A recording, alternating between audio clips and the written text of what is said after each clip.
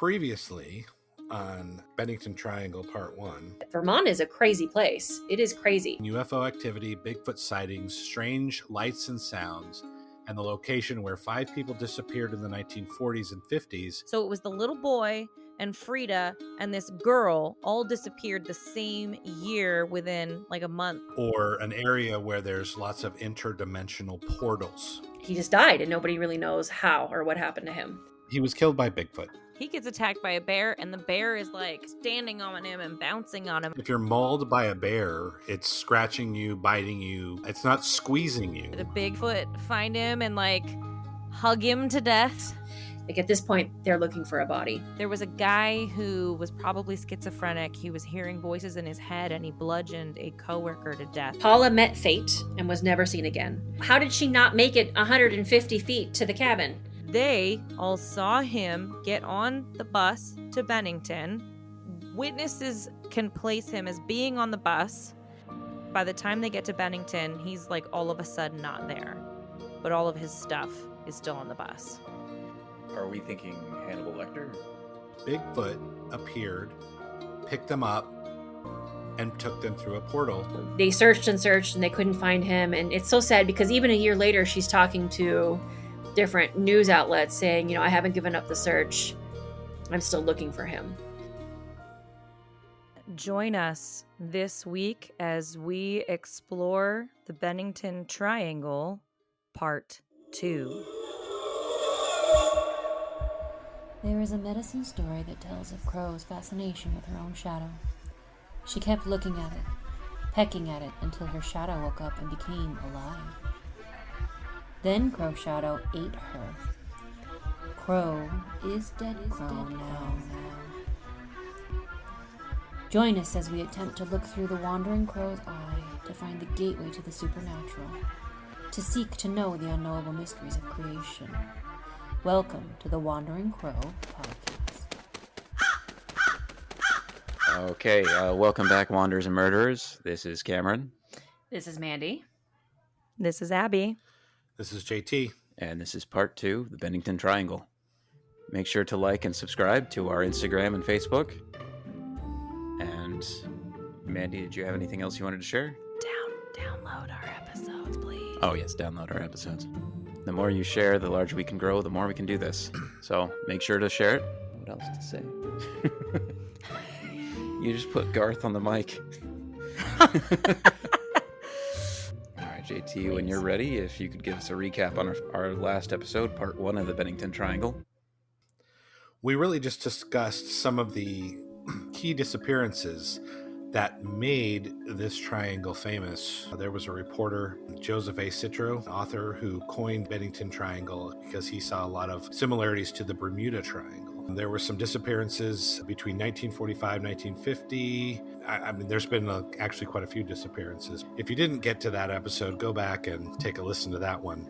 Now we're going to go for another ride on some of the more interesting, weird phenomena that happens in this area. So we were talking about 7 people, but it was way more than that by the end. I know. It was. So I went through because I was like, this isn't right. The math isn't mathing. And there were actually 11 people.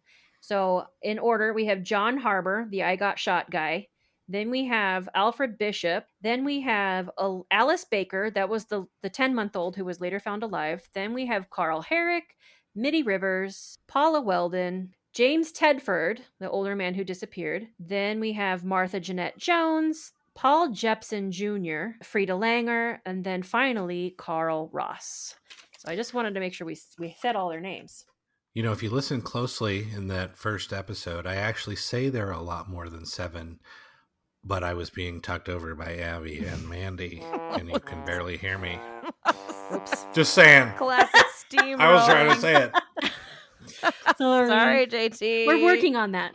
Yeah. We're a work in progress. Mm-hmm. So we decided that this whole second episode could be about the other phenomena that happen in this area that make it really more similar to the Bridgewater Triangle in terms of cryptids, UFOs, and Mandy learned apparently a lot about Native American history, which if you research this area at all online, mostly what you're going to find is just superficial commentary that the Native Americans said stay away and you should stay away. And of course, being white people, we were like, nah, we can do it. So, Mandy, what did you learn? Let's start with the history and work our way forward, I suppose. Does everybody agree? We already kind of discussed the area of what the Bennington Triangle is. And in my personal opinion, I think that that's just an arbitrary categorization because it seems like there's a lot of things that happen all throughout the whole area that is not contained within a small triangle. Yeah. He liked likening it to the Bermuda Triangle because of the weird disappearances and people getting disoriented and lost. That seemed to be a common trend, is that people get disoriented a lot and lost, which is a similarity in the Bermuda Triangle. Yeah, and I have to wonder, like, how sensationalized and when was it sensationalized, the Bermuda Triangle? There was a period of time when, like, everybody talked about it.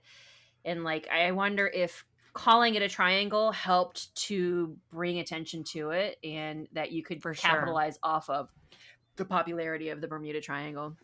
Absolutely. Yeah, it was mid-century.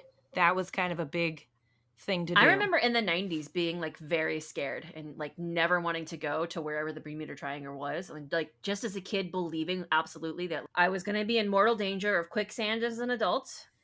Yeah. And what were some other things? Quicksand? Dude, that is a trending topic lately. I don't know how many people I've heard mention, like, we were all supposed to die in quicksand. Quicksand was a huge problem. How we were all raised. Quicksand. It's because it was all over the TV all the time. Yes. Quicksand, the Bermuda Triangle was a big deal. And I think getting kidnapped as a kid was like... Oh, yeah. Getting kidnapped, I was shocked when I made it to my 24th birthday, honestly. Would you like some candy? I would say the serial killers came because there were so many in the 70s. So they were still fresh on the mind. Yeah, that and, like, America's Most Wanted, like, John Walsh, his kid literally... I remember growing up with that story of John Walsh's kid just getting carried off in the grocery store and being like, oh, shit, that's real? I remember feeling so sad for that kid and for that man. So, I don't know why we went on that little tangent. I did not see a lot from the indigenous peoples of the area of Vermont saying, like, this is sacred land, stay away, this is burial ground.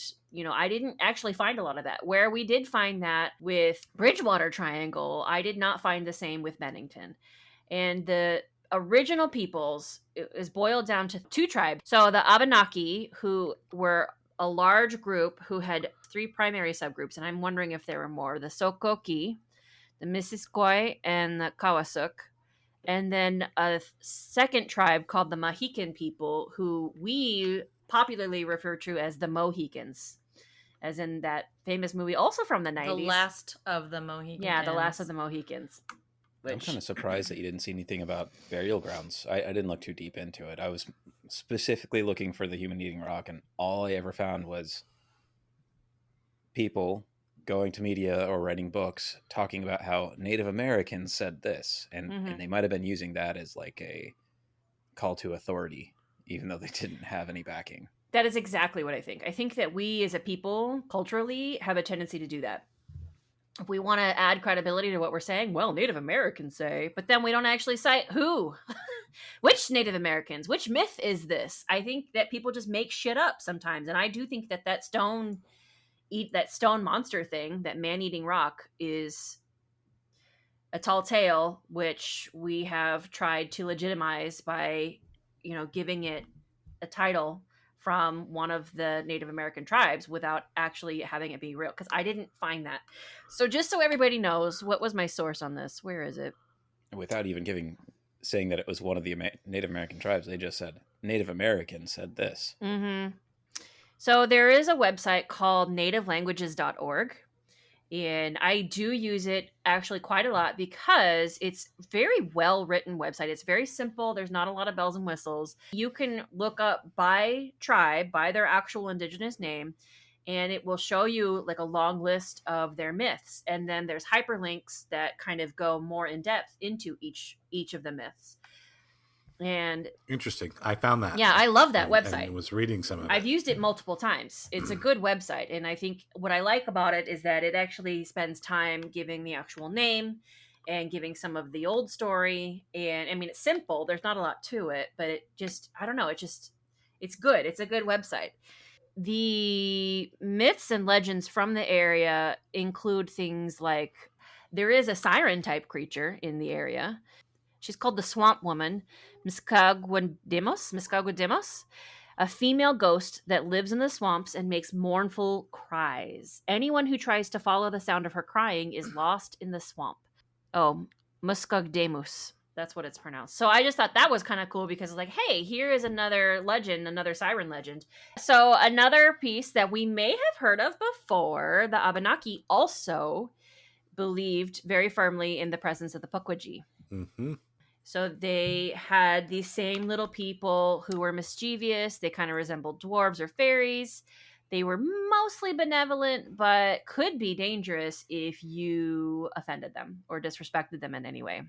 I found a little cryptid story. This is on BFRO, the Bigfoot Field Researchers Organization. It's a place where people can report sightings, and they will do investigations, in air quotes, to try to decipher the legitimacy of these stories. And mostly they try to only post the ones that they really believe might be true. So here we've got one in Windham County, Vermont. This was October 17th, 2015, in the fall. So around the same time of year that everybody ever went missing. Ooh. Okay, so you've got a husband and wife team. About 5:30 a.m. on Route 9, heading east in West Brattleboro, Vermont. My husband and I saw a small, I don't know what, running across the road. It was about 3 to 4 feet tall, long dark brown to black hair, running on 2 legs. I caught the animal in my headlights very clearly. The one thing we both said was that it was fast. Faster than any animal we have ever seen. It was crossing the road into the swampy area near the small whetstone brook. There were tall reeds there, and it disappeared into them. We did not stop. In retrospect, I wish I had. It might have answered some questions we both had. So that's the end of that story, but it says other witnesses. It was just my husband and I. We did not see other cars. Other stories that they have, this particular couple, they said, for the last month or so, we've been hearing strange hooting and screams at early morning. We are early risers between 3 and 5 a.m., and most mornings we have jokingly said to each other, I wonder if that was Bigfoot. We've not seen anything until today. Thank you for listening. Sincerely, couple from Brattleboro, Vermont. Yeah. So that was a pretty cool story because, what do you think of when you hear that? I mean, honestly. Little people? Exactly. I actually had found that story and had listed it exactly as potentially, was this a Pukwudgie / maybe a baby Bigfoot story? And so I'm glad that you read that because I had seen that same one and that's exactly what I thought of. I thought, oh my God, is this part of the Pukwudgie legend? Right. Well, the Pukwudgies are all over that whole area, that whole New England, even into Canada. That there's indigenous people stories about specifically the Pukwudgies. So they're all over the place. Mm-hmm. The Abenaki also had a folklore about a Managamasak. It's shadow giants or hairy wild men. Yeah. Wait. That would abduct people in the mountains. Manangamasak. According to that website that I had cited, they actually cite that as it's a race of legendary little people, a different race of little people. They're river elves who are usually really nice but can sometimes capsize canoes, tear fishing nets, cause other mischief. And it said that you can't see them unless you're seeing their profile because their face is so thin that you can't see them straight on. That's cool. According to...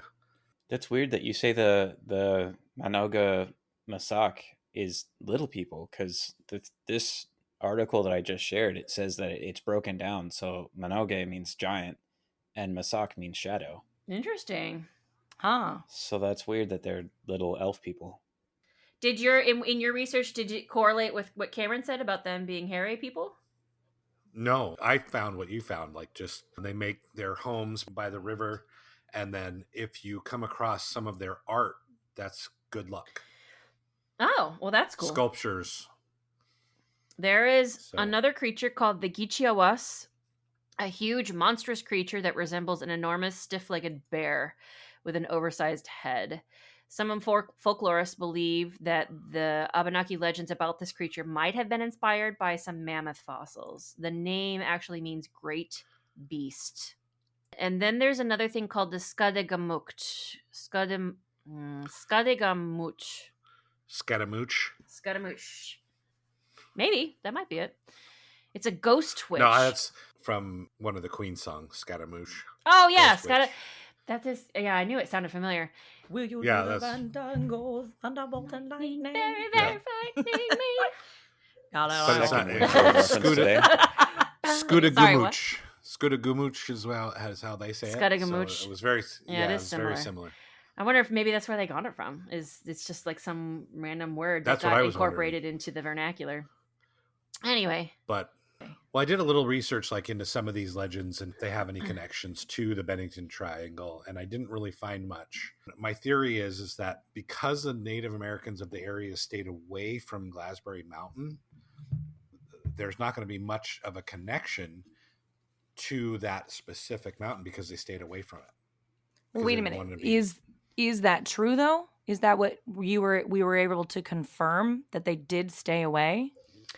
I don't know. I couldn't confirm that. No, I yeah, And- I couldn't 100% confirm. I that. did see that in the conflicts that the indigenous peoples were having with the colonists, Glastonbury Mountain was one of their last stand areas. It was one of their logistic locations, a location where there were a lot of battles. So I know that they were there, at least for Mhm. that. But I don't know if Yeah. that was because those were kind of desperate times, and they were doing Yeah. what they could to kind of hide and tactically take Yeah. some advantage of the And terrain. they knew damn well, that it was dangerous and Yeah. could be an advantage for them. Yeah, I don't know. Hmm. There's not a lot that I could find really that indicated one way or the other. It could be, but I Yeah. could not find it, to be honest. So before we leave the little people behind, there's also the Mohegan tribe Hmm.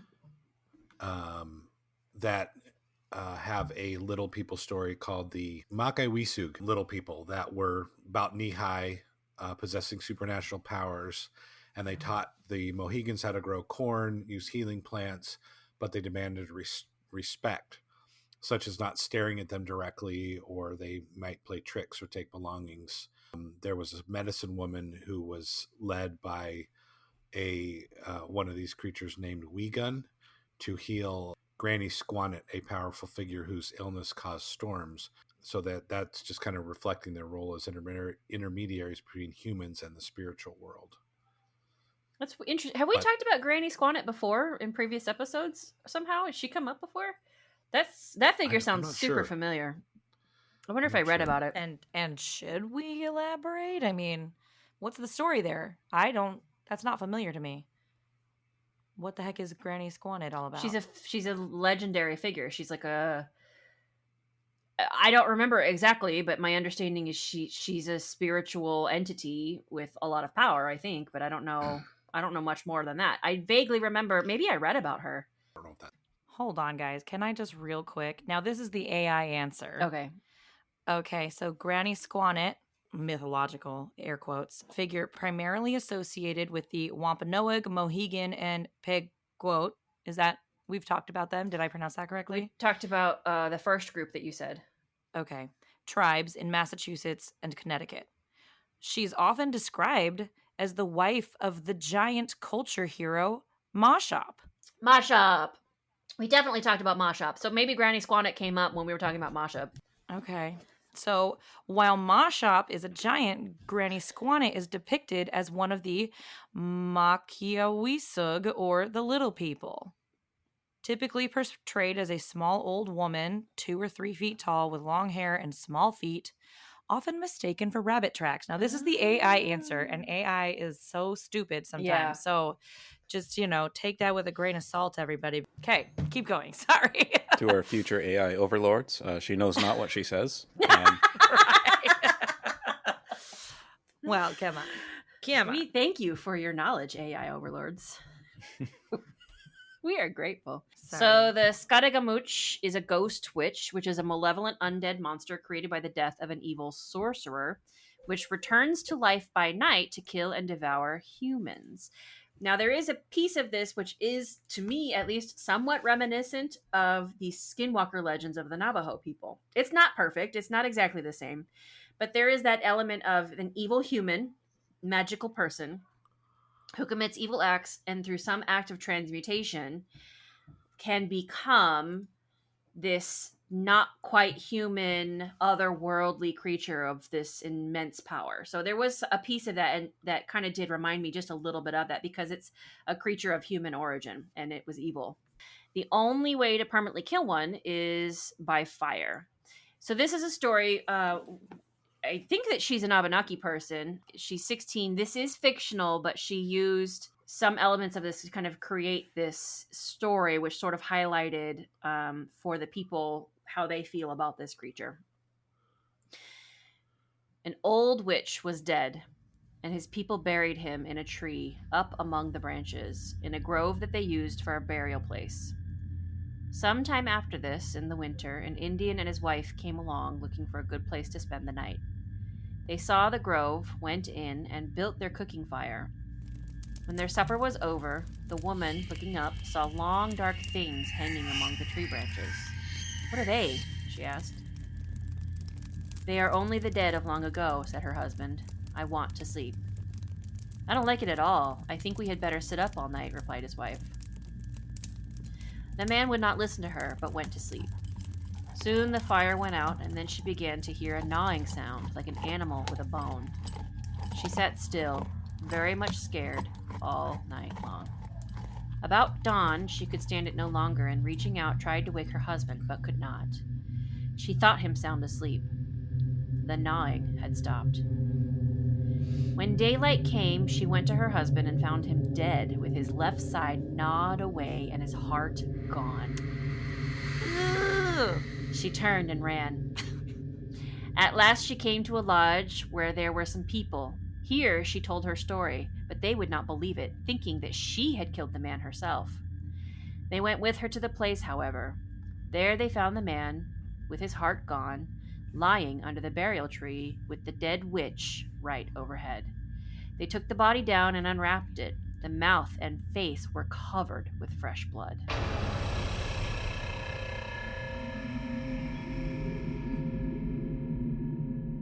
That's the story. That Really sounds like creepy. an old style vampire. It's cool. What crazy Like a stuff. But I don't European understand the vampire. tree burial. Go ahead. So she heard something eating her own husband, basically, All night long. in the night. Yep. You would have thought that she would have heard where the gnawing was coming from and been like, "Oh, hey, I should check on my husband." Maybe she was paralyzed with fear, or he'd already gaslit her for the night. Yeah, maybe and was she like, didn't "Shut like up. him that much. I just want to sleep." And she was like, "Okay, it's all in my head. It's in my head. It's in my head." Hope you Right. enjoy your sleep. Oh God. I don't know. There we go. Mysterious Cameron. That was, I thought, a really cool story. And so her Yeah. name, the author of this story, again, this is fictional, but this comes from a young indigenous person who kind of created it. And it's, I guess, I don't know if it's award winning, but I think it should be award winning. For all that it's simple, it's really horrifying. Really good story. Yeah. Her name is Beulah Tahamont. She's an Abenaki. She was 16 years old when she wrote this. She lives in the area of New York. So, yeah. Did you find anything in your research how it can take the form of a glowing orb to travel quickly? What, the witch? No, I didn't. Uh-huh. Did you? Yeah. So Ooh, tell me about did. that. That's interesting. Well, because that's going to come up again. that's all I. It's a whiz. That's all I have again. It's Oh. a Caledonian record from the Caledonian website. And these are all legend and lore that are associated with the Vermont Bennington Triangle general area. Yes. Yes. Yeah. Okay. So one of the Wow. legends that the Abenaki have is the reason they would stay away from the Glastonbury Mountain is because that's where the four winds met and created crazy currents or like the four, that's where Disorienting. the four winds would come to fight. Mm-hmm. Oh, And then you could get disoriented, turned around, even what do they call it? Time slippage. Mm. see what you're saying Wow. about it turning into a light, though. That reminds me of the will of a wisp, which will. Yeah. It's a Mhm. mischievous entity that sometimes a fairy or a spirit that lures travelers off their path, often deep into the woods to never be seen again. Isn't it interesting because that's kind of an English, that's kind of a Celtic, European legend, but it fits so well with the phenomena that occur here in the new lands in North America. It's something that people describe as having seen. Well, that's the interesting thing too. Like some of the way that tribes of the area describe the Pukwudgie is more of kind of a Celtic Fey explanation of what they are, that they're more of a fairy or something like that rather than a little person or whatever. Like a physical being, you mean? Or Yeah. okay. Yeah, I do wonder. That's actually a good point. I wonder if some of our understanding of what Pukwudgie is because of what the people, the colonists knew and what they came from. So like their whole reference of understanding is Fae, which are not, they don't live in this realm. And so when indigenous peoples were telling them the stories, did they hear that and say, this is a Fae creature. It must not be physically real, but it can become real when it needs to. Like, I wonder if some of our understanding is informed by that bias, Or that they're just actual similar phenomenon spanning across great distances. That's another really interesting idea, which I know interesting is your favorite word, but it's captivating. There's something about it that is, really compelling. Why wouldn't it be, right? Why wouldn't, feels like, just speaking in consistency, why wouldn't whatever weird phenomenon we see here also happen there if we're just talking about another dimension or realm that can sometimes cross paths into this one? You would expect there to be crossover across lands and for them not to be isolated incidences geographically. I hope that as we progress in this show, like we've started in North America, my hope and my goal is to expand outward geographically, and eventually maybe we can start to find for ourselves some correlations. We cover North America, we get ourselves nicely spun up, I guess is the word that I would use, caught up on what the legend and the lore and the activity is in North America, and then we start to look in other countries and see, is this similar, is it the same, or is it different? And I just think that that's going to be really cool as we get more and more knowledgeable about these things, which was the whole point of the show, is to learn and to really explore. Well, something I found that's very different but very mysterious, and I don't have a lot of information on this, but apparently in that area around Glassberry Mountain, there are stone chambers. Oh. And so there's a gentleman by the name of Benjamin Lord. And they call them are you talking about the cairns? Yeah, the cairns. Okay. Mm-hmm. But this is a little different than those. Oh. So all over Glassberry Mountains, there's cairns everywhere. There's piles of rocks that are look very man-made. structural. Oh. Mm-hmm. Not just like hiking people stacking little cute rocks on top of each other. They're like, they look like retaining walls. Oh. A lot of them. Yeah. Okay, keep going. But this gentleman specifically found, they went for the vernal equinox, and this was back in 2008. They went to this specific chamber. So they drove until they got to a certain point, and then they had to hike. And they were hiking, early in the morning, and there was this mysterious stone chamber set in the hillside. It was built into the hillside, almost like a passage. And it's kind of underground, and its dark opening was constructed of massive stones. And they kind of went into this narrow door, and it was only about 3 feet high, so they kind of had to crawl through. There was barely enough room for the four of them. And so they got in, and it was, the ground was frozen. It was cold. It was dark. And they turned off their flashlights. And then just as the sun rose over the horizon, a beam of light shot through the entrance to illuminate an unusual stone in the back of the chamber, and the cramped space filled with a fiery glow. Wow. They hoped that this was happening. They were kind of, exploring this story. So it's very interesting to me that there's these chambers up there that no one knows how they got there, who built them. There's no really any lore behind them, but they're associated with the vernal equinox. Yeah, I was just going to say, I think I heard or read that same story, and in parallel with, I want to say, my understanding is like almost all the other earth structures that people have found and attribute to the ancient indigenous peoples is that they're all built in association with the weather pattern, the sun patterns, and the equinoxes and the solstices.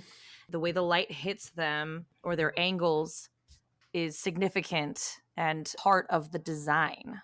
It's been speculated that they were ritualistic places, sacred places for maybe different reasons that had to do with these celebrations or these times of years, the significance of them. It's hard to imagine that they wouldn't be. Like, why would you build something that obviously took so much effort and calculation and planning and labor, and then what? Okay, cool, we're done. And then like not engage with it in some meaningful way, right. Like, what was the point? Yeah. So that's cool. I did not know that those existed up there. That's really cool. Yeah, so on the Long Trail, we talked about the Long Trail. There's an old fire observation tower up there. And by that tower, there's a series of low stone mounds, 5 in number, that stand about 2 to 4 feet high, and they're nearly 8 feet in diameter. It's not unusual to see these piles of stones all over New England. I mean, I think farmers used them. They used them to mark trails. But these were different because they're kind of more of a barrel shape rather than, a stack or a triangle shape. And they're, kind of lower to the ground. Not really something you would see from afar off. But as you're walking along, you're going the right way if you find these stone stacks. So I think from hearing about this, what we can infer is that there's a high probability that there was some kind of religious or spiritual significance to the area. That's kind of my takeaway from that, is that there was something important about that area that they felt these were the sites where we're going to build these things. Yeah, it's reasonable. It just adds to the lore, the weirdness of the whole Appalachia area. The mystique, yeah. The mystique, thank you. Moving along, I'm going to jump away. Here is, quote unquote, an Abenaki legend. The Asinikiwakwa, they were not transformed humans, but were man-eating stone giants who were defeated by the cultural hero Gluskabe. Now, this reference, the only place I could find it was Wikipedia. And when I looked at the source from Wikipedia, where is Wikipedia citing their source on this? Because anything that's in Wikipedia is supposed to have a source. Must be true. Yeah, must be true. But also ultimately has to have some kind of source. Should have a source. So I looked to see what is Wikipedia's source on this. Their source is something called web.archive.org, www.ghosthuntingtheories.com. That is Wikipedia's source for this particular reference. So that came word from Wikipedia, but I could not find it anywhere else in any of the other indigenous sites. But this is a story, this man-eating rock, that gets told over and over and over again in any of the podcasts that I listen to, in any of the stories that I read. I hear about, the Native Americans said that there are these man-eating stone monsters, and this is what they're called. Yeah, that gets regurgitated. Over and so that's again. the one source that you found? Yep. Oh, wow. So I don't think it's real. And it's like ghost hunting theories, you said? www. It's like an old archived website, and the original website was ghosthuntingtheories.com.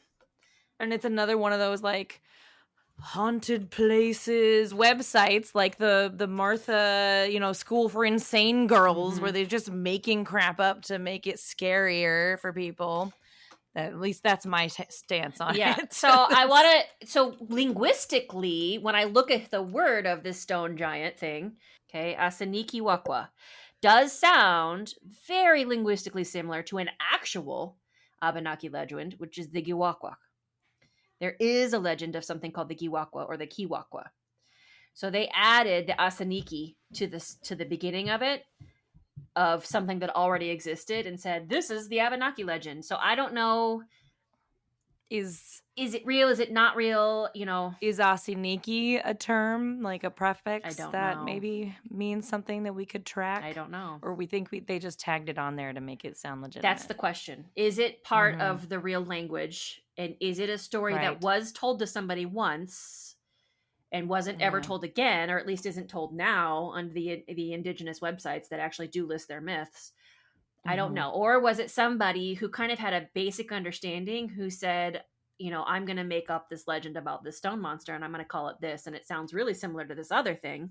Yeah. So people will buy it. So in a widely told Abenaki creation story, the self-made being Adzioho drags himself across the land, raising the Green Mountains and other features before transforming himself into a rock. And he looks over Lake Champlain.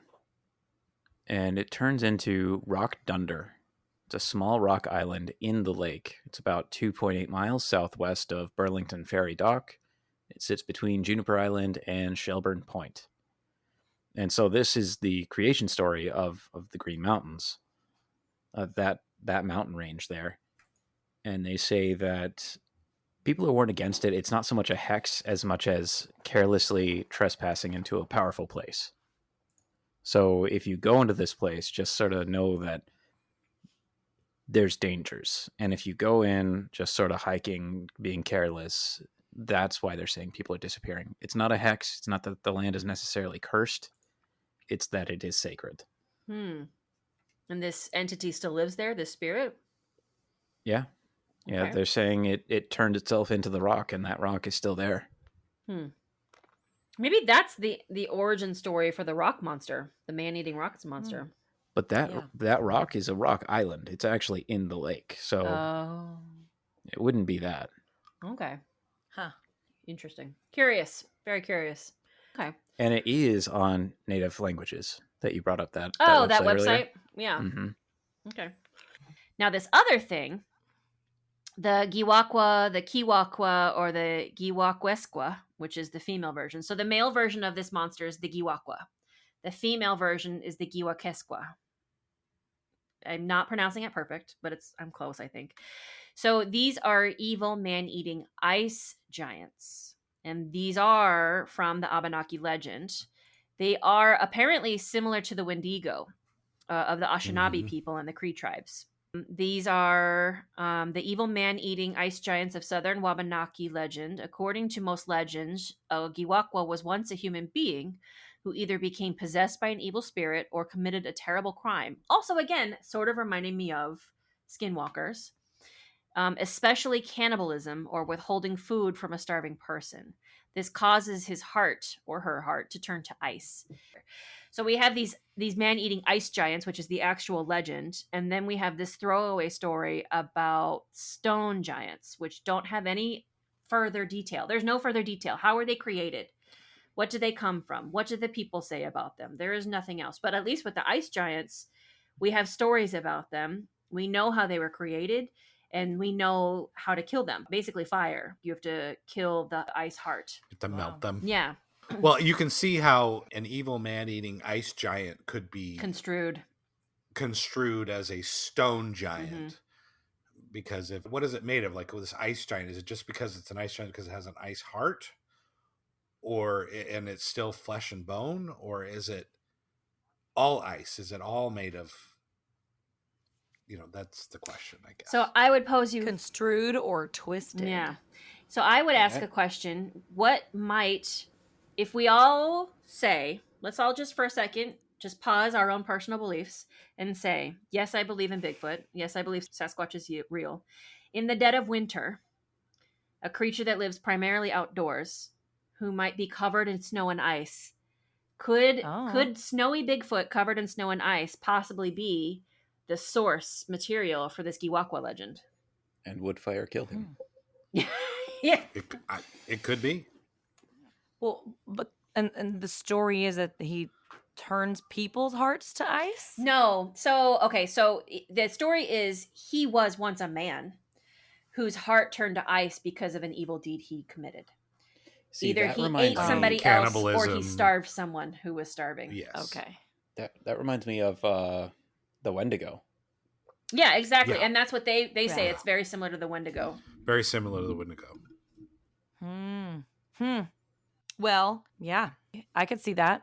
Speaking of Bigfoot, Sasquatch, whatever, I mean, I don't feel like we've necessarily touched on that or the sightings that people have No. yet. I mean, that's a big part of this area. I wanted to lay the groundwork by kind of telling these stories first Okay. and then moving into Yeah. what modern segue. day we're seeing now. These are the ancient stories.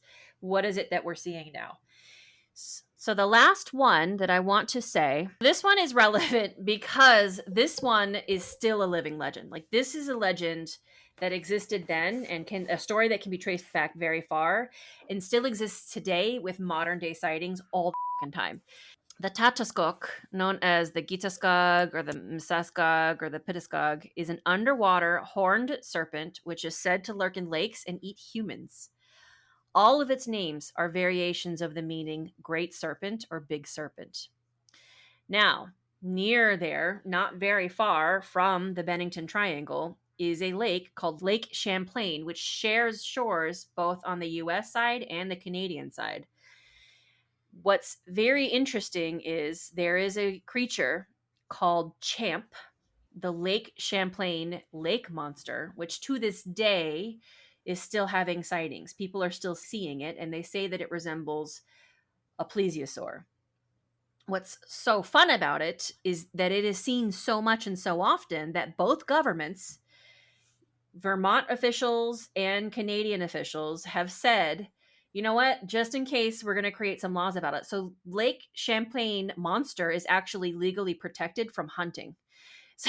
So just in case it does turn out to be real, it is illegal to hunt it, which I think is really interesting to think about because they just weren't sure.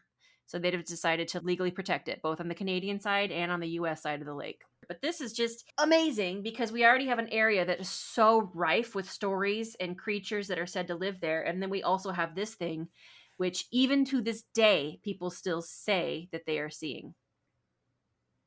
That is the last of the Indigenous people legends that I have to present to you guys. So this one is called the Tataskok. Moving along. Now, what is another thing that gets talked about a lot? Bigfoot, UFOs. And I wanted to remind everybody, in the first episode, I talked about how Vermont has like the second lowest population of people per like square mile or something for the United States. And yet, it is also the second highest place for UFO sightings per capita. So it has almost the least number of human beings in the state, but somehow also has the second highest number of sightings of UFOs in the country. Wow. I kind of wonder where Alaska ranks on it. Yeah. I found a UFO story of someone describing the UFO as a flying silo. During the 1950s, there was a lot of sightings of a green fireball. There were similar to reports that came out of New Mexico at the same time, but the trajectory and movements in the Vermont skies were just different and weird. So, common description of them where witnesses describe these fireballs as glowing green orbs that move silently and at high speeds, often changing direction suddenly or appearing to hover in place for extended periods of time. But there's no real links to the UFO sightings and the disappearances. If I was able to dig a little deeper, maybe I could find that, but that's one of the common explanations of the UFO sightings you said happened in the 50s? Yes. Okay. And it was the disappearances were all significant because they happened from 45 to 50. And you're saying these UFO sightings happened afterward, after the significant disappearances. Yeah, they were all in the 50s. There's also missing time phenomenons in the area as well, and where they were missing time, but I don't have any specific stories. But there's many locals that just recount strange feelings, disorientation when they see those specific UFOs. But nothing concrete, no stories that I could find. Were there any correlations between Bigfoot sightings and the UFOs? Not with these specific 1950 Drat. UFO sightings. I think that we're all starting to agree and or become interested in the idea that Bigfoot sightings and UFO sightings are all somehow related to each other. Somehow connected, yeah. That's the main theory of the guy who wrote the Mothman prophecies. That was his whole idea, was that they were connected somehow. But his belief is a little different from what everybody else, I think, believes about that. Did you specifically look for that, JT? Yeah. Here's a story that I read about a fireball in the sky in Vermont. Very fun. Same website, NUFORC UFO sighting. This one's from 2023, and maybe you read this one, but I became interested in the fireball stories and was looking at those. So you've got this person, it says shape fireball, characteristic changed color. Bright light moving south to north, almost at the speed of a meteor. Light then began to slow down and changed direction. While letting my dog outside before bed, I had a very clear view of the stars over the mountains. A bright white star, meteor-like object moved across the sky from south to north in the eastern sky. This object was moving so much faster than a satellite that there is absolutely no comparison. The object then began to slow down while in the center of my sky view. It then turned from bright white to bright yellow and changed direction to easterly. I could not sense any altitude change from my observation point. After slowing and changing direction, it moved eastward for about 4 seconds, then was no longer visible. This is the third object like this I have seen in our crystal clear Vermont night skies in 3 years. The other two came from the westerly direction, then slowed and turned northward. The air was absolutely still. No sound was ever noticed. I am a professional pilot with many years of viewing aircraft and satellites in the skies. There was something different. These were something different. Posted September 10th, 2023. From Fayston, Vermont. That's crazy. What yeah. I like about it is, it wasn't one consistent speed. The speed is kind of moving around. That rules out aircraft. Well, it rules out commercial airplanes, and it rules out satellites. I'll be quick on these two. So there was 2 UFO sightings, one in 1968 and then one in 1970. They're both well documented. Several people reported seeing a large, bright, glowing object, a sphere or orb-like object that moved erratically. What I found interesting about this is when the government did their investigation, their conclusions were, well, there were some of them that believed that the UFO sightings during this period were linked to the area's strange energy fields, perhaps being drawn to the triangle's spatial anomalies. So that's why it's a hotbed of UFO.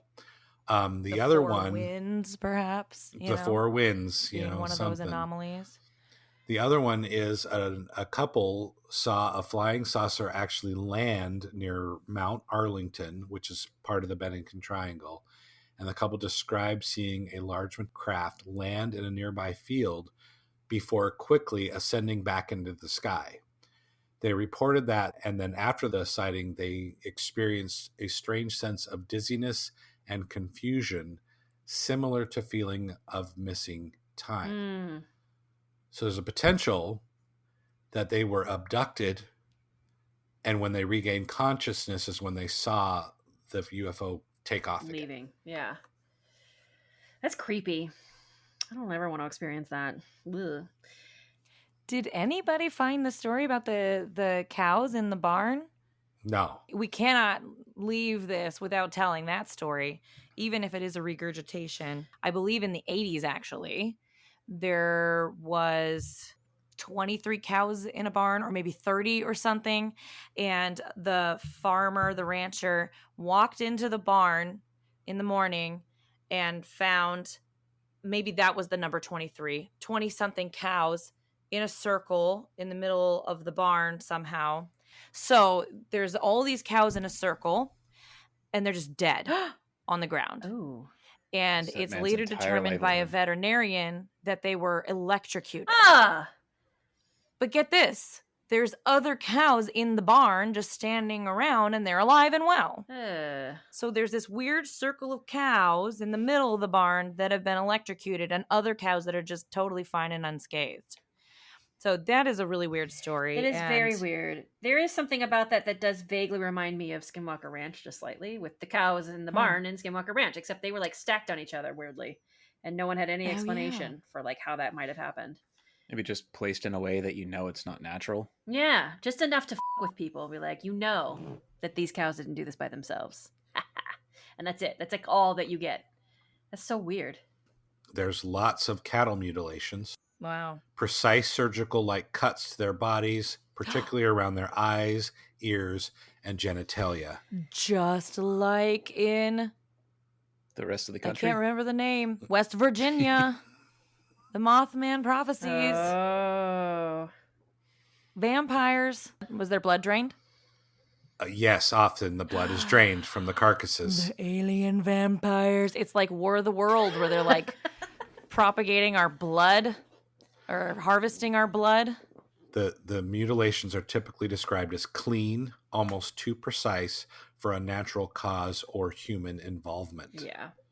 The real It's like reason. even more precise than human. So that's very typical of UFO cattle mutilations all over the country. Mm-hmm. I mean, that's typical of Skinwalker Ranch. Yep. Anywhere you have this stuff. Whoa. You guys.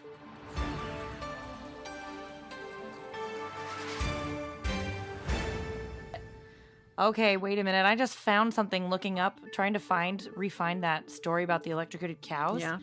In 1984, there was actually somebody's trying to appeal because a woman tried to sue the Green Mountain Power Corporation for damages for the electrocution of many of her cows.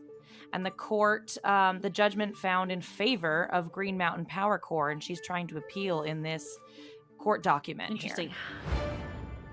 So the cow thing happened, and she obviously trying to find an explanation and somebody to blame for it went after the power company, and the judge found in favor of them. Interesting. Holy crap! Well, I mean, those company, cows, right?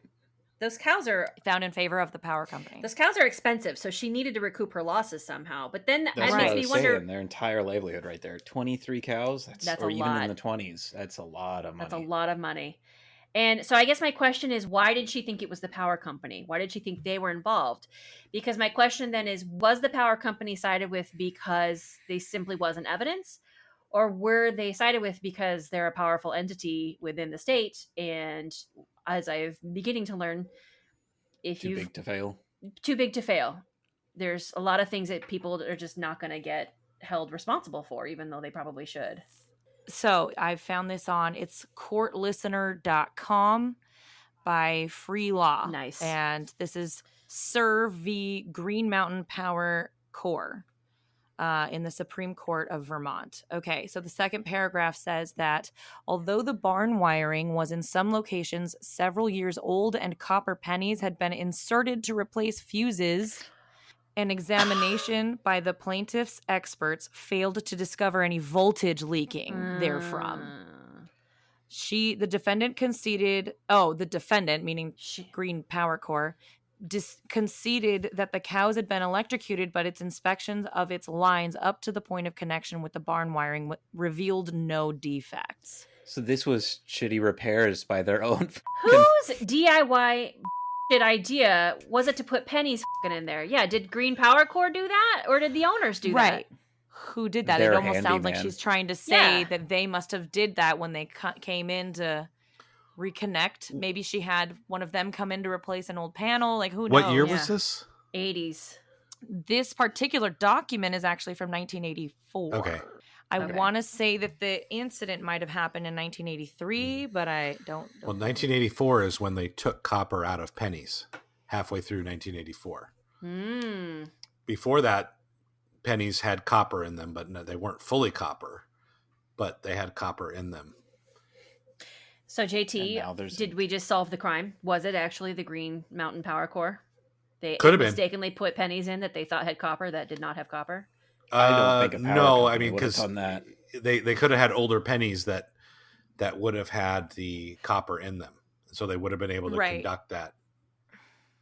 They wouldn't act as electricity. fuses, though. No, it wouldn't act as a fuse. I would think that it would kind of melt the copper It'd be a little jumper. bit, because So instead of being a fuse or just like a resistor, it Yeah. would just shoot the power right through. yeah, Any kind of overload would just go right to whatever appliance you've got hooked up.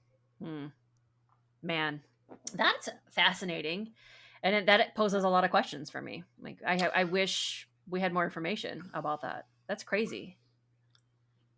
Yeah. Okay. Okay. Well, well, I yeah. can't Always find go with a licensed electrician, everyone. That's a safety Right. reminder. True. I can't find anything specific or any specific stories, but there is generally with some of these cattle mutilations, especially the clean, too precise ones, there's generally a UFO sighting related to that cattle mutilation being found. There is also Bigfoot sightings with some of these cattle deaths, not the same mutilations, but cattle deaths as well. So there is a correlation between Bigfoot sightings and cattle being killed, UFO sightings and cattle being mutilated. That was a nice segue, JT. Shall we segue into some Bigfoot sightings? We had that really excellent possible Pukwudgie/baby Bigfoot sighting. There are frequently and all over Bigfoot sightings constantly all over Vermont. Did we read the story in the last episode about in the late 1800s, the people riding via carriage getting attacked by something? I don't I don't remember it. Do we Okay. want to tell it just in case? Yeah, tell I think us- we do. For more than 2 centuries, there have been numerous sightings of Bigfoot-like creatures in the Glastonbury Mountain area that became known as the Bennington Monster.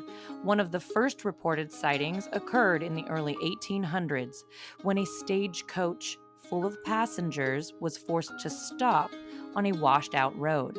The stage driver first noticed huge footprints in the mud that were too large to be human.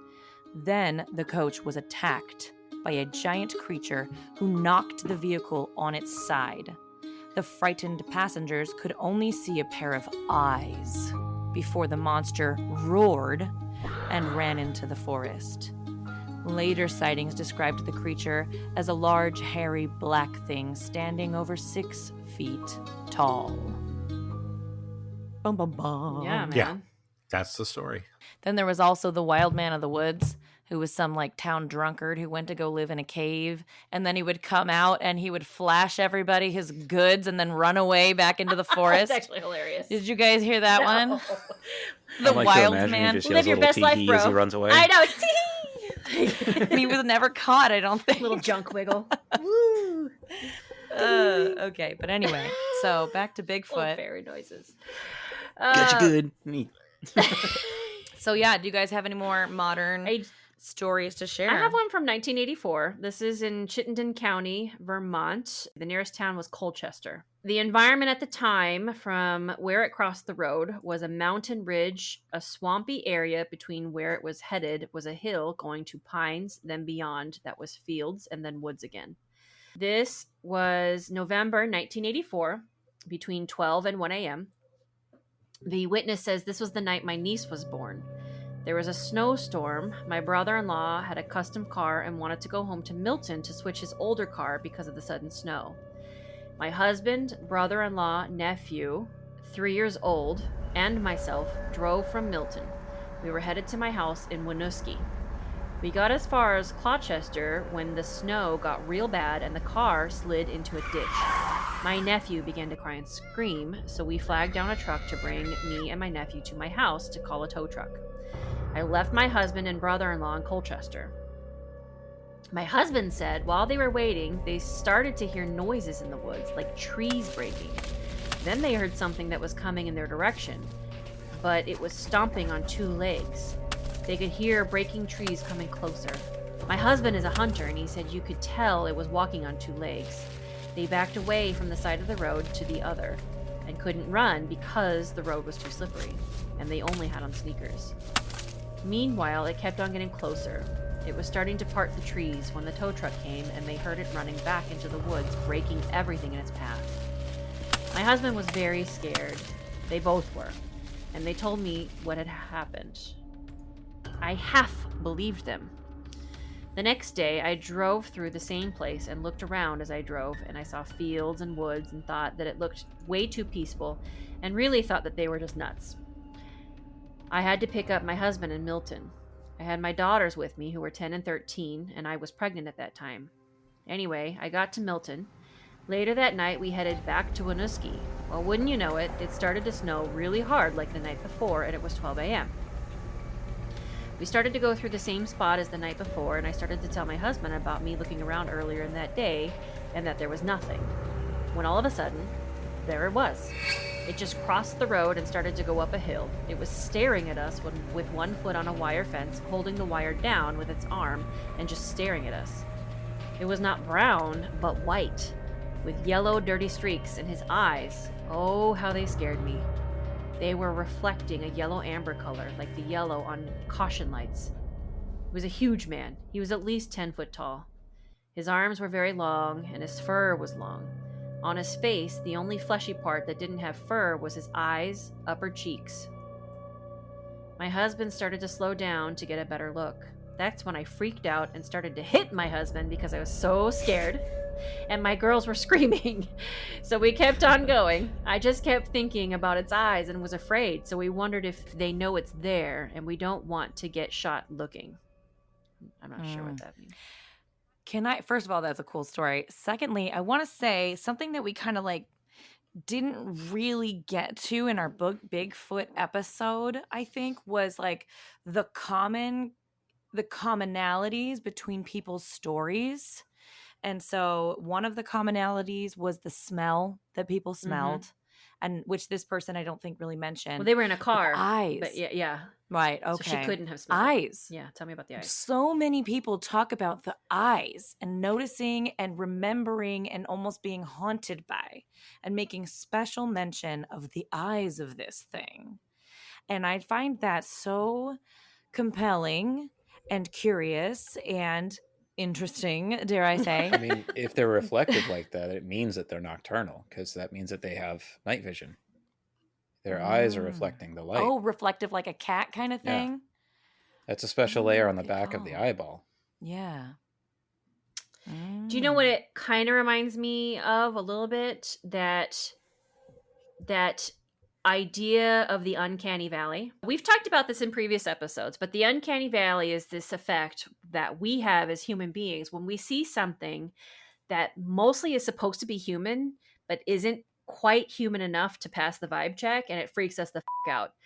So uncanny valley in CGI, and there have been movie fails because it was too human, not quite cartoon enough, but not human enough either. It was in that place where it was just a little bit too realistic, but not realistic enough. So it scared the hell out of the viewers, and so it just got really bad reviews.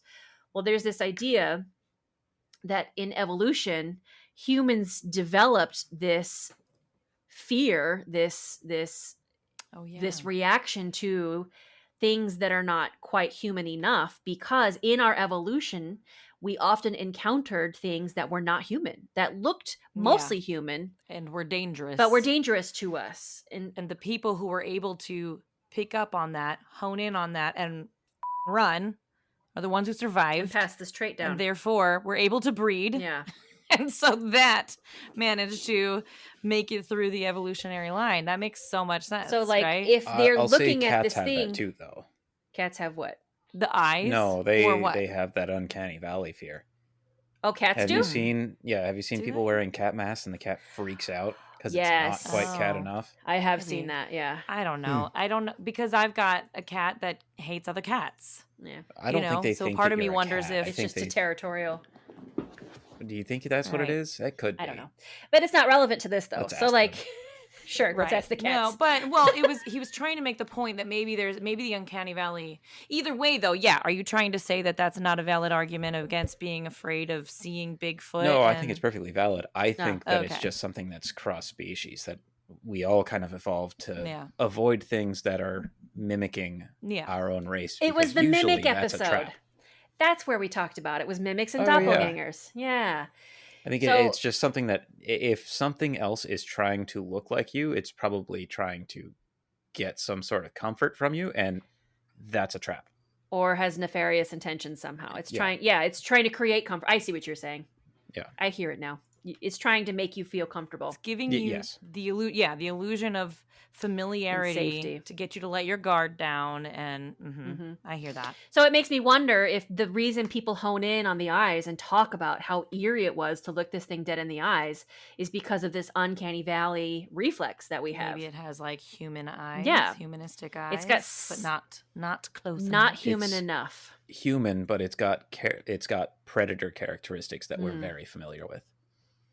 Yeah. Hmm. So it What do you think, JT? Um, As the great grandnephew of Bigfoot.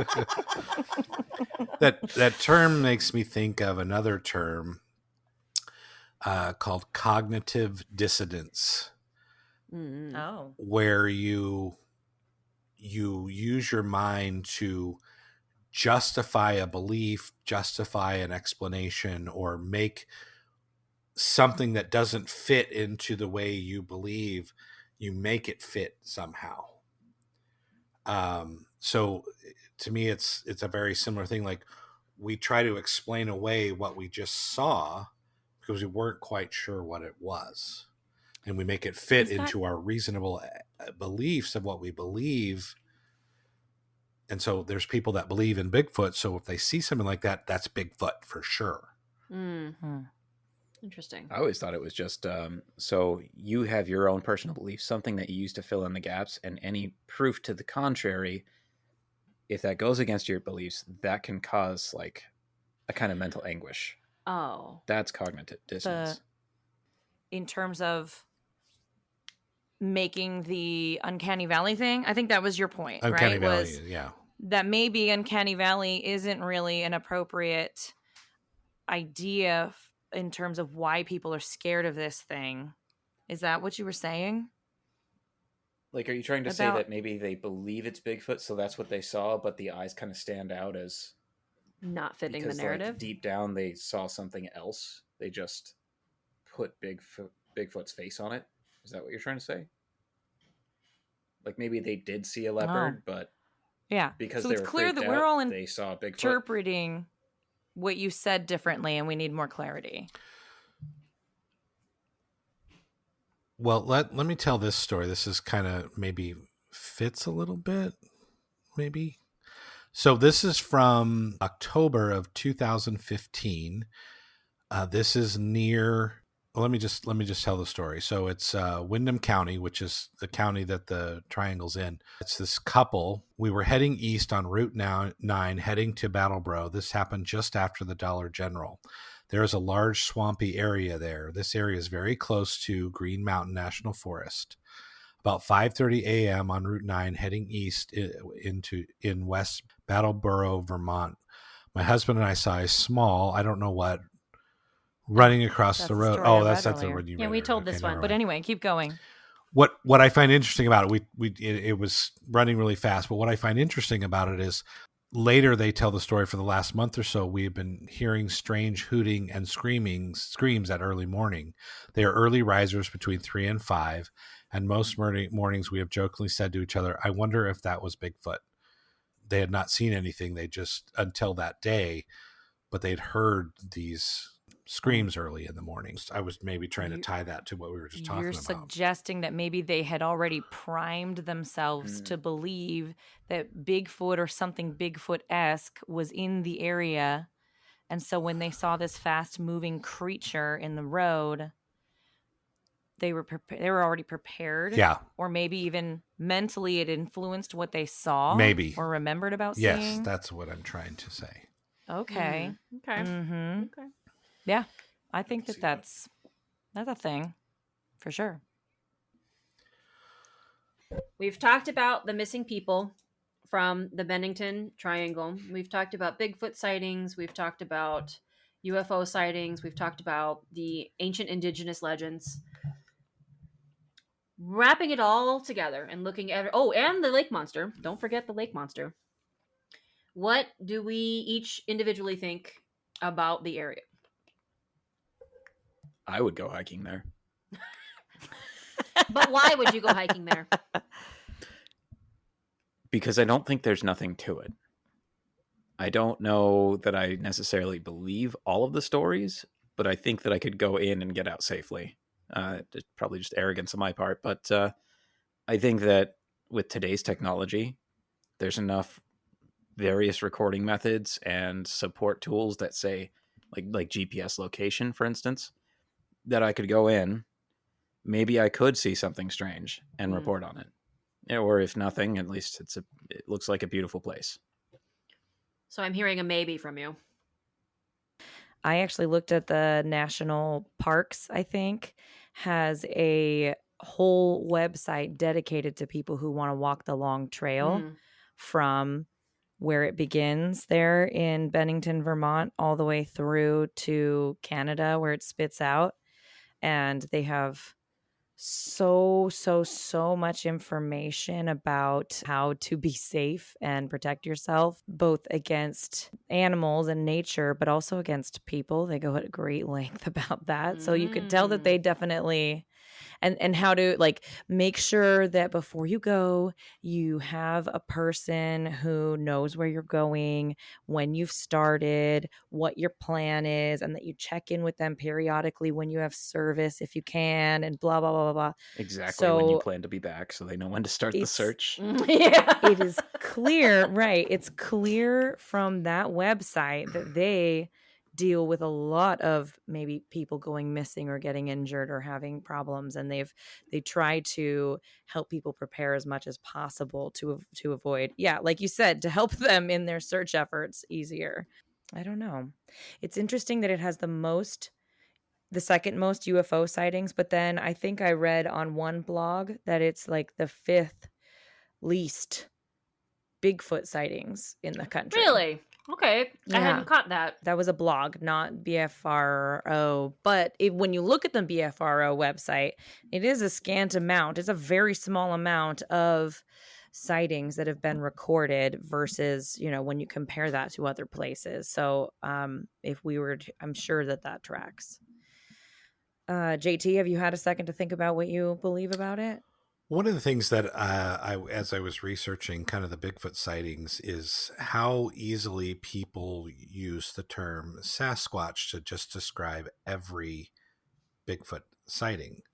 Because I personally believe that if it's a Sasquatch, it comes from the Pacific Northwest, because that's the local, indigenous people's name for Bigfoot. There's something weird and strange going on there. There's definitely some ancient mysteries that we don't know about. This story I found about this room that lights up on the vernal equinox is very interesting, because we just don't have a lot of that type of stuff here in the United States necessarily. Yeah. That's super magical. In England, you have henges like crazy that are all related to the four equinoxes, or the whatever they're called. I would go and just to find this cave and experience this, vernal equinox this room lighting up like that. As to what caused these disappearances, to me, it's just kind of fun to listen to the stories and just kind of speculate. Oh, well, this one could have been this one could have been that. Like the guy that got squeezed. Yeah, that's crazy. I think he got squeezed by Bigfoot. What happened to that man? Yeah. How else? I mean, there's no scratches. Like if it was a bear, you would see some definite marks on his body or face, but there's none. He was just squeezed to death. It's can't be anything other than Bigfoot, in my opinion.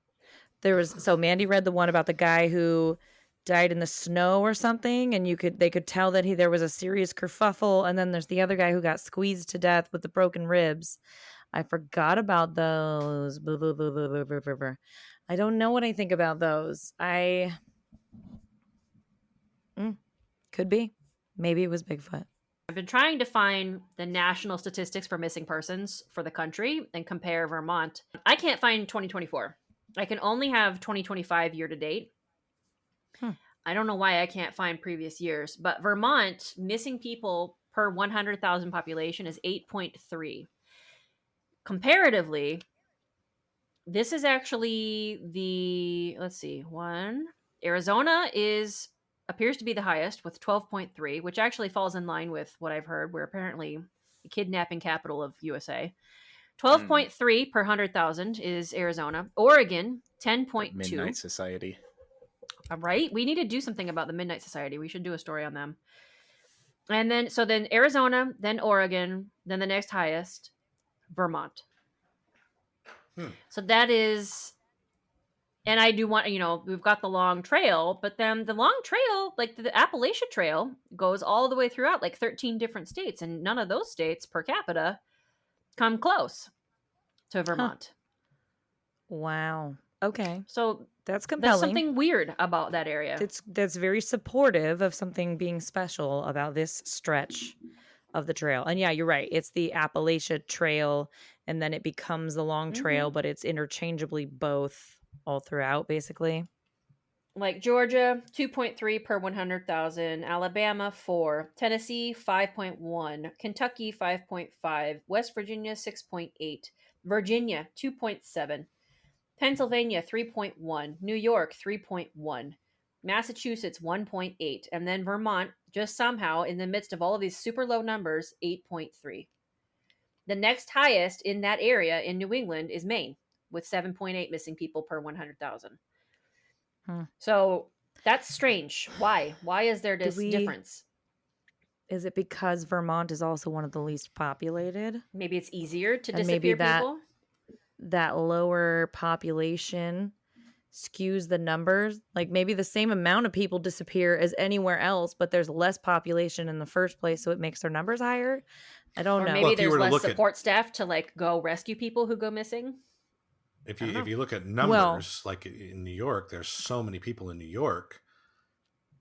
People go missing, but it's the ratio's lower but it could be more people that go missing in New York, but just that ratio is lower because there's so many people in New York. Yeah, it's a ratio. Yeah. It's a percentage. It's not like a whole number. But percentage, person per person, Vermont is an area where percentage-wise, a higher percentage of people go missing in Vermont. Not necessarily a higher number of people. And something that we heard over and over again about the people, the people who went missing between 45 and 50 is that it's really hard to find people and or bodies. And even moving forward, it seems like cases where people went missing, oftentimes it was the case that maybe they'd already kind of searched an area and then they end up finding the person all but like 200 feet or yards away from an area that they'd already searched. There is some weird stuff. There's a lot of reasons why it's hard to find people, but how are those people getting into such hard to find places in the first place? How are they on a walk on the trail or somewhere else completely unrelated, and then they're finding them or never finding them at all, but finding them somewhere really bizarre? How are they, if they're on the verge of death or, they're dying or they're lost and confused, how'd they get to the hard to reach place? It would have taken a lot of effort. That's my point. Yeah. My personal maybe Bigfoot opinion, just to tie this all together, I think that this is one of those special places. I think there is something interesting there, like the Uinta Mountains, a couple of other areas. I think there's something fascinating there, and I wonder if in future years we'll discover that there's something about the geology that might tie this all together and make it make more sense. But the weird missing people, and we just talked about those however many we did in the Bennington. There's a whole series of other weird people disappearing nearby, right? We didn't even talk about those. I think there was twins that I read about up in the northern area who disappeared from their own backyard, but then like a week or two later, and this was in the 70s, they were found at like a swamp across the street or something. Mm-hmm. Which I think everybody had already searched. I guess what I'm trying to say is I'm secretly deep down with you that there's something about this place, but I'm just too scared to say it, man. You're braver than me. There's something there. I just don't know what. I think too that the gentleman that coined the triangle made it too small. Mm-hmm. The triangle's actually much bigger, Yeah. and It's maybe definitely not the a whole damn triangle. state. maybe encompasses The whole damn state is a It's just triangle. The weird. Vermont Triangle. Yeah, exactly. Yep. Vermont radius. Yep. Vermont radius. Okay. Well, with all of that said, this was a fun one to research and talk about. And I feel like we learned a lot. I didn't expect for there to be a lot here, and there turned out to be a ton. So, all right. No, there's a lot to know about Vermont. And For I'm sure. no longer a descendant of Bigfoot. I'm a descendant of a Giwakwa. Giwakwa. Mm. An Ice ice monster. giant. Somehow. That makes sense. I'm You are ice harsh. Swedish. Swedish descendant of a Giwakwa. All right. Loki It is makes actually so his much sense. grandfather. Yeah, that's right. Ice giants were his. Yeah. Hey, There you go. nice, There you go. nice, good way. Good thing to do, Cameron. All right. I speak English. I'm good at it. All right. I don't know what the happened there. All right, friends. Yes. Next episode is Psychopomps, everyone. Please join us Psychopomps. then. Thanks for joining us for this two-parter. Yep. And this has been This unexpected two-parter. another episode of The Wandering Crow. Crow. All right. Sadly, I think that was the best one. Yeah, it's great.